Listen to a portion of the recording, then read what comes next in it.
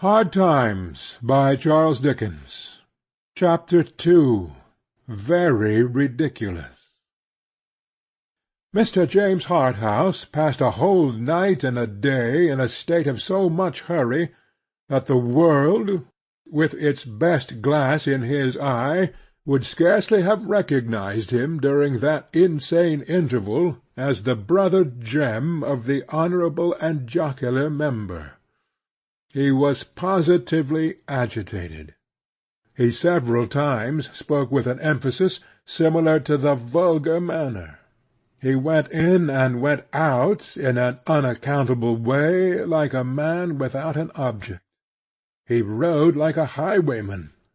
In a word, he was so horribly bored by existing circumstances that he forgot to go in for boredom in the manner prescribed by the authorities.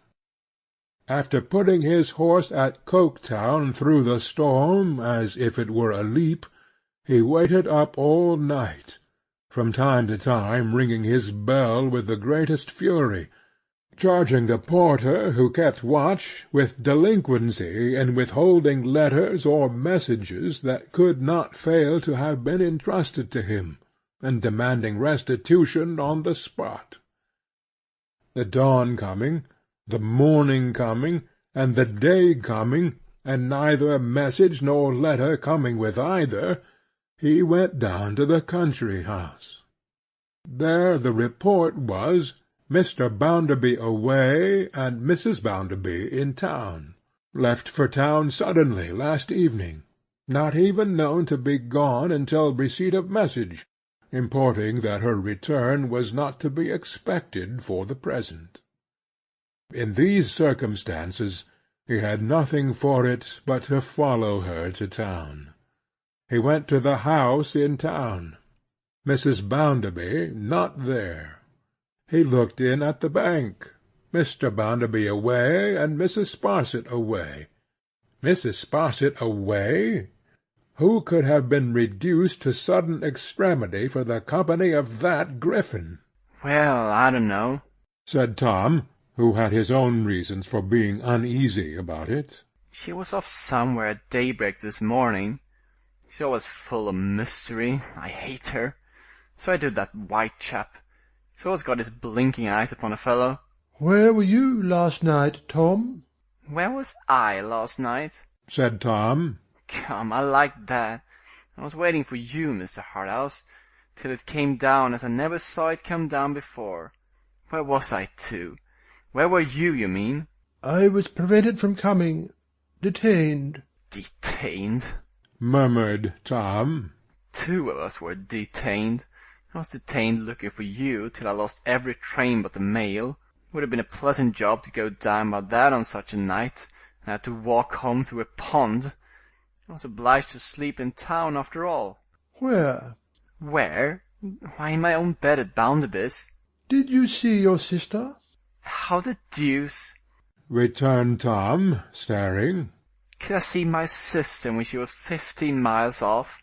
Cursing these quick retorts of the young gentleman to whom he was so true a friend, Mr. Harthouse disembarrassed himself of that interview with the smallest conceivable amount of ceremony, and debated for the 100th time what all this could mean. He made only one thing clear. It was, that whether she was in town or out of town, whether he had been premature with her who was so hard to comprehend, or she had lost courage, or they were discovered, or some mischance or mistake, at present incomprehensible, had occurred, he must remain to confront his fortune, whatever it was. The hotel where he was known to live when condemned to that region of blackness was the stake to which he was tied. As to all the rest, what will be, will be. "So, whether I am waiting for a hostile message, or an assignation, or a penitent remonstrance, or an impromptu wrestle with my friend Bounderby in the Lancashire manner, which would seem as likely as anything else in the present state of affairs, I'll dine." said Mr. James Harthouse. Bounderby has the advantage in point of weight, and if anything of a British nature is to come off between us, it may be as well to be in training. Therefore he rang the bell, and tossing himself negligently on a sofa, ordered "Some dinner at 6, with a beefsteak in it," and got through the intervening time as well as he could. That was not particularly well, for he remained in the greatest perplexity, and as the hours went on, and no kind of explanation offered itself, his perplexity augmented at compound interest. However, he took affairs as coolly as it was in human nature to do, and entertained himself with the facetious idea of the training more than once. "It wouldn't be bad," he yawned at one time, "to give the waiter 5 shillings and throw him." At another time it occurred to him, "Or a fellow of 13 or 14 stone might be hired by the hour." But these jests did not tell materially on the afternoon, or his suspense, and sooth to say they both lagged fearfully. It was impossible, even before dinner, to avoid often walking about in the pattern of the carpet, looking out of the window, listening at the door for footsteps, and occasionally becoming rather hot when any steps approached that room.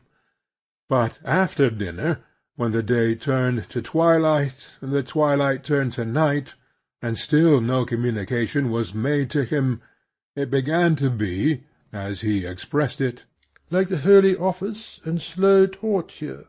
However, still true to his conviction that indifference was the genuine high-breeding, the only conviction he had, he seized this crisis as the opportunity for ordering candles and a newspaper. He had been trying in vain, for half an hour, to read this newspaper, when the waiter appeared and said, at once mysteriously and apologetically, "Beg your pardon, sir. You're wanted, sir, if you please." A general recollection that this was the kind of thing the police said to the swell mob caused Mr. Harthouse to ask the waiter in return, with bristling indignation, what the devil he meant by "wanted." "Beg your pardon, sir. Young lady outside, sir, wishes to see you." "Outside? Where?" "Outside this door, sir." Giving the waiter to the personage before mentioned, as a blockhead duly qualified for that consignment, Mr. Harthouse hurried into the gallery. A young woman, whom he had never seen, stood there, plainly dressed, very quiet, very pretty. As he conducted her into the room and placed a chair for her, he observed, by the light of the candles, that she was even prettier than he had at first believed. Her face was innocent and youthful, and its expression remarkably pleasant. She was not afraid of him, or in any way disconcerted. She seemed to have her mind entirely preoccupied with the occasion of her visit, and to have substituted that consideration for herself. "I speak to Mr. Harthouse?" she said, when they were alone. "To Mr. Harthouse," he added in his mind, "and you speak to him with most confiding eyes I ever saw, and a most earnest voice, though so quiet, I ever heard." "If I do not understand, and I do not, sir," said Sissy, "what your honour as a gentleman binds you to in other matters." The blood really rose in his face as she began in these words, "I am sure I may rely upon it to keep my visit secret, and to keep secret what I am going to say. I will rely upon it, if you tell me I may so far trust."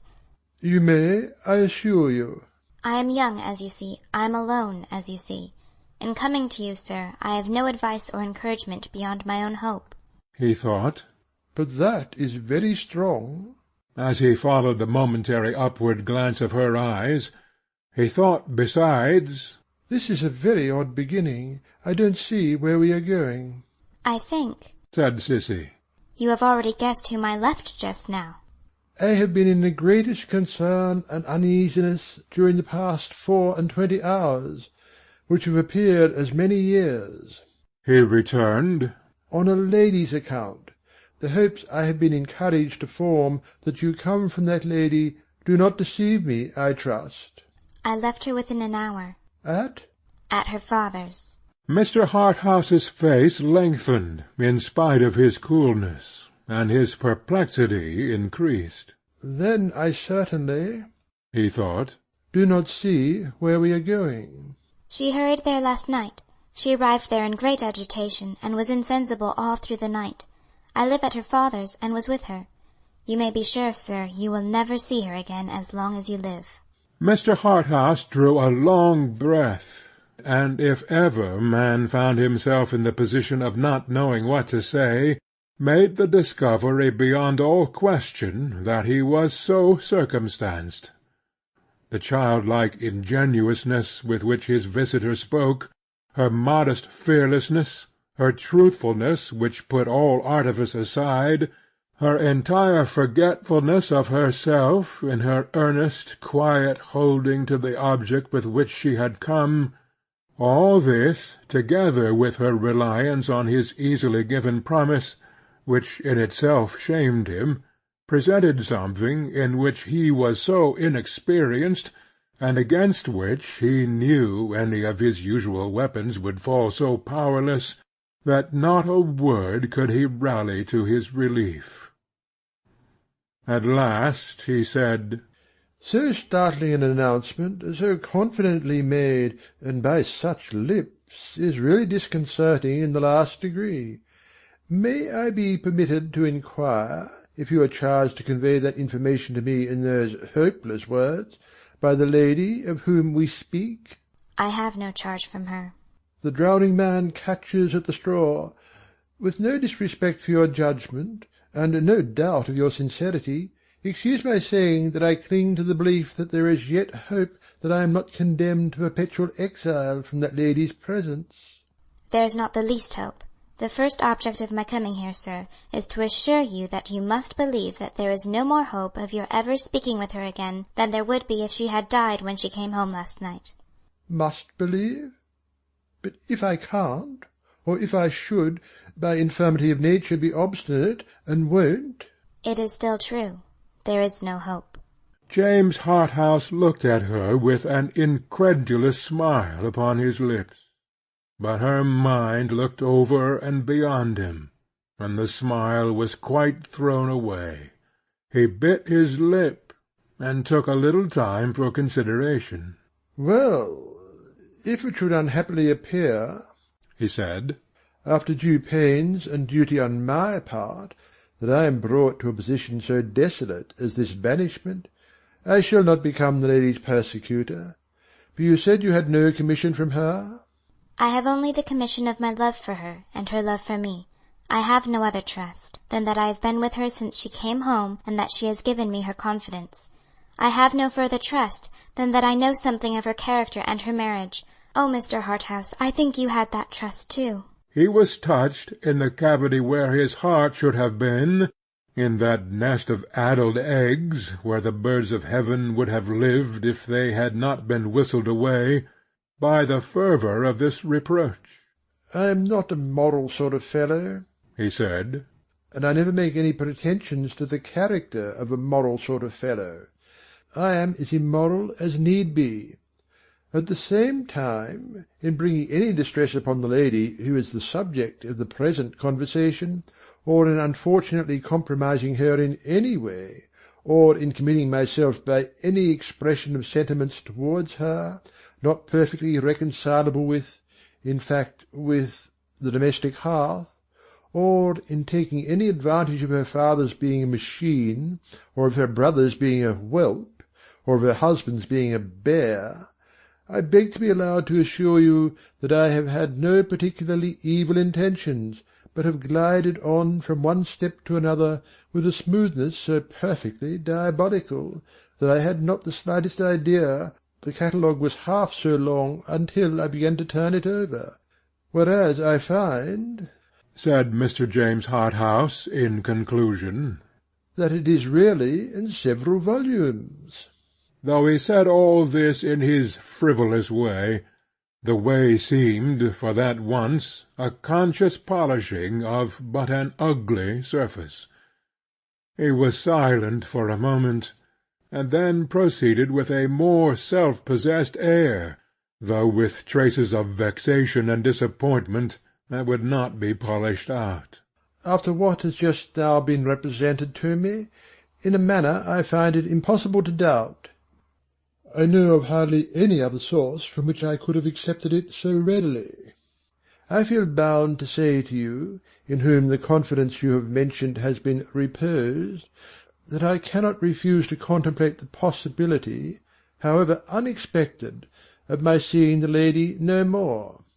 I am solely to blame for the thing having come to this, and I cannot say," he added, rather hard up for a general peroration, "that I have any sanguine expectation of ever becoming a moral sort of fellow, or that I have any belief in any moral sort of fellow whatever." Cissy's face sufficiently showed that her appeal to him was not finished. "You spoke," he resumed, as she raised her eyes to him again, "of your first object. I may assume that there is a second to be mentioned?" Yes. "Will you oblige me by confiding it?" Mr. Harthouse, returned Cissy, with a blending of gentleness and steadiness that quite defeated him, and with a simple confidence in his being bound to do what she required that held him at a singular disadvantage. the only reparation that remains with you is to leave here immediately and finally. I am quite sure that you can mitigate in no other way the wrong and harm you have done. I am quite sure that it is the only compensation you have left it in your power to make. I do not say that it is much, or that it is enough, but it is something, and it is necessary. Therefore, though without any other authority than I have given you, and even without the knowledge of any other person than yourself and myself, I ask you to depart from this place tonight, under an obligation never to return to it." If she had asserted any influence over him beyond her plain faith in the truth and right of what she said, if she had concealed the least doubt or irresolution, or had harboured, for the best purpose, any reserve or pretence, if she had shown or felt the lightest trace of any sensitiveness to his ridicule or his astonishment, or any remonstrance he might offer, he would have carried it against her at this point. But he could as easily have changed a clear sky by looking at it in surprise as affect her. "But do you know," he asked, quite at a loss, "the extent of what you ask? You probably are not aware that I am here on a public kind of business, preposterous enough in itself, but which I have gone in for and sworn by, and am supposed to be devoted to in quite a desperate manner? You probably are not aware of that, but I assure you it's the fact." It had no effect on Cissy, fact or no fact. "Besides which," said Mr. Harthouse, taking a turn or two across the room, dubiously, "it's so alarmingly absurd. It would make a man so ridiculous, after going in for these fellows, to back out in such an incomprehensible way." "I am quite sure," repeated Cissy, "that it is the only reparation in your power, sir. I am quite sure, or I would not have come here." He glanced at her face, and walked about again. "Upon my soul, I don't know what to say. So immensely absurd." It fell to his lot now to stipulate for secrecy. "If I were to do such a very ridiculous thing," he said, stopping again presently, and leaning against the chimney-piece, "it could only be in the most inviolable confidence." "I will trust to you, sir." returned Cissy. "And you will trust to me." His leaning against the chimney-piece reminded him of the night with the whelp. It was the self-same chimney-piece, and somehow he felt as if he were the whelp to-night. He could make no way at all. I suppose a man never was placed in a more ridiculous position," he said, after looking down, and looking up, and laughing, and frowning, and walking off, and walking back again. "But I see no way out of it. What will be, will be. This will be, I suppose. I must take off myself, I imagine. In short, I engage to do it." Cissy rose. She was not surprised by the result, but she was happy in it, and her face beamed brightly. "You will permit me to say," continued Mr. James Harthouse, "that I doubt if any other ambassador or ambassadress could have addressed me with the same success. I must not only regard myself as being in a very ridiculous position, but as being vanquished at all points. Will you allow me the privilege of remembering my enemy's name?" "My name?" said the ambassadress. "The only name I could possibly care to know to-night." "Cissy Jupe." "Pardon my curiosity at parting. Related to the family?" "I am only a poor girl," returned Cissy. "I was separated from my father. He was only a stroller, and taken pity on by Mr. Gradgrind. I have lived in the house ever since." She was gone. "It wanted this to complete the defeat," said Mr. James Harthouse, sinking with a resigned air on the sofa, after standing transfixed a little while. "The defeat may now be considered perfectly accomplished. Only a poor girl, only a stroller, only James Harthouse made nothing of, only James Harthouse a great pyramid of failure." The great pyramid put it into his head to go up the Nile. He took a pen upon the instant, and wrote the following note, in appropriate hieroglyphics, to his brother. "Dear Jack, all up at Coketown, bored out of the place, and going in for camels. Affectionately, Jem." He rang the bell. "Send my fellow here." Gone to bed, sir. "Tell him to get up and pack up."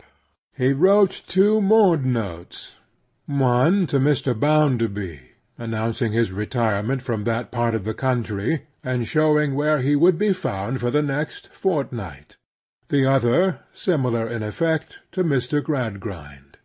Almost as soon as the ink was dry upon their superscriptions, he had left the tall chimneys of Coketown behind, and was in a railway carriage, tearing and glaring over the dark landscape. The moral sort of fellows might suppose that Mr. James Harthouse derived some comfortable reflections afterwards from this prompt retreat, as one of his few actions that made any amends for anything, and as a token to himself that he had escaped the climax of a very bad business. But it was not so at all. A secret sense of having failed and been ridiculous, a dread of what other fellows who went in for similar sorts of things would say at his expense if they knew it, so oppressed him, that what was about the very best passage in his life was the one of all others he would not have owned to on any account, and the only one that made him ashamed of himself. Chapter 2